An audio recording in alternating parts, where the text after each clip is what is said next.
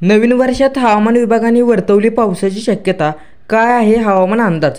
तर मित्रांनो, हवामान विभागाच्या अंदाजानुसार दक्षिण अरबी समुद्राच्या येत्या 48 तासात कमी दाबाचा पट्टा तयार होत असून राज्यात नव्या वर्षात तुरळक ठिकाणी हलक्या पावसाची शक्यता वर्तवण्यात आलेली आहे। याशिवाय कमाल तापमानात येत्या 24 तासात 2 ते 3 अंशाची वाढ होणार असून त्यानंतर तापमानावर फारसा परिणाम दिसत नसल्याने हवामान विभागाने नोंदवले। कोकण गोवा परिसरात 3 ते 6 जानेवारी दरम्यान पावसाचा अंदाज देण्यात आलेला आहे। तर मध्य महाराष्ट्रात 5 व 6 जानेवारी दरम्यान पावसाचा अंदाज आहे।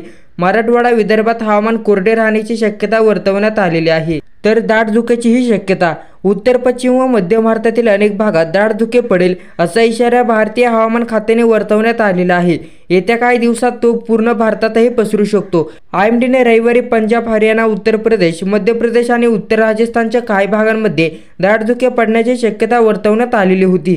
काही ठिकाणी हे दाट धुके 4 जानेवारीपर्यंत राहील असे सांगण्यात आलेले आहे।